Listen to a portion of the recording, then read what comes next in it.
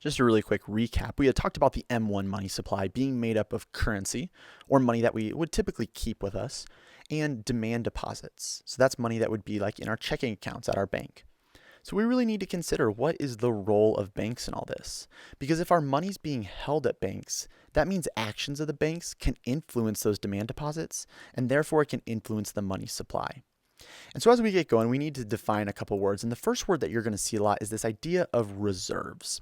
Reserves are just any money that the banks have on hand at the bank that's been deposited there. But those can be split up into a couple different types of reserves. I think you'll see that as we go along. So the way we keep track of this money with banks is we use a balance sheet. If some of you have ever taken accounting, you've probably seen something like this, probably a lot more complicated of a version of it. But what we want to see is our assets and our liabilities that a bank is holding. An asset is just anything that is owned by the bank, and a liability is anything owed by the bank. And these two things, as the balance sheet implies, should balance out. So let's suppose all of the money that exists in our money supply, let's say it's only $1,000 in our entire economy that exists.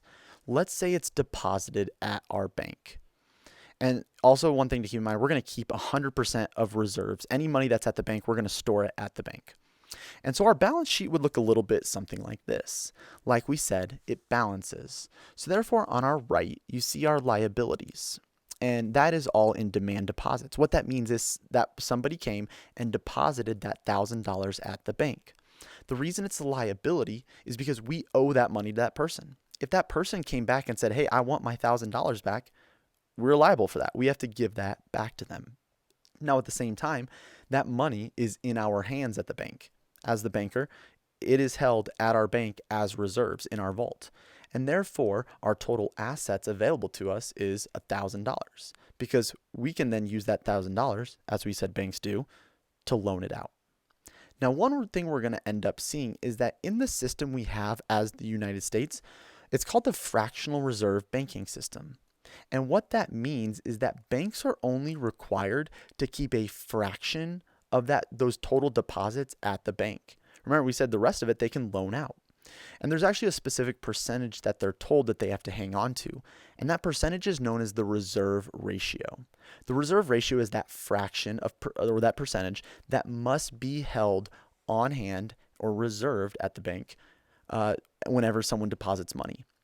So the money that they are required to hang on to, that percentage, is known as the required reserves. And then any money beyond that is stored at the bank, we refer to it as excess reserves. It's extra, and banks can loan out those excess reserves.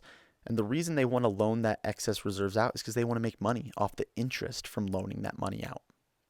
So let's revisit this balance sheet, right? We said $1,000 has been deposited at the bank, and let's suppose that the reserve ratio is 10%, meaning that banks are required to hang on to 10% of all reserves.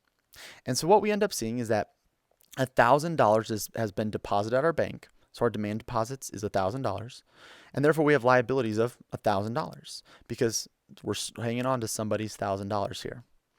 Now our total assets, since this balances out, would be $1,000. But remember, of this $1,000, we are required to hang on to 10%. Well, 10% of that $1,000 that's been deposited is $100. Which means the rest of it that we have at the bank is excess reserves. And excess reserves would be the remainder of that 1,000. So 1,000 minus 100 is $900. And again, look, it still balances out. Now, what do we do with that $900? Well, we can loan it out. So suppose customer A shows up and they say, hey, I want to take out a loan. I need to fix my furnace. And so I need $900. Well, guess what? We do have the $900 to loan out to them.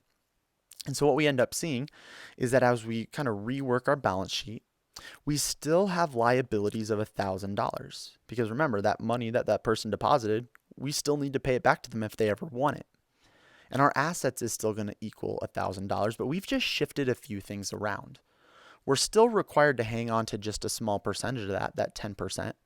But no longer do we have any money in our excess reserves because we've now loaned out that $900, which means we have none left in our excess. So what exactly is going on here? What happens whenever we make a loan?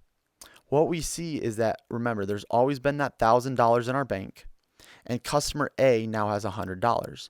So there is now $1,900 in our money supply when our original money supply was only $1,000. So whenever the banks hold a fraction of the deposits, we're actually seeing that they create money. Okay, let's take a look at our balance sheet to revisit this. If we notice, again, we still have that $1,000 over here in total liabilities, total assets of $1,000, required reserves of $100. But now we've loaned out that $900.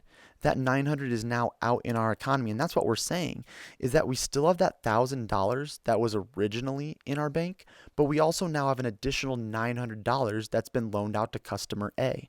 So $1,900 now exists in our money supply, $1,000 that's sitting in the bank, and $900 that is out with customer A.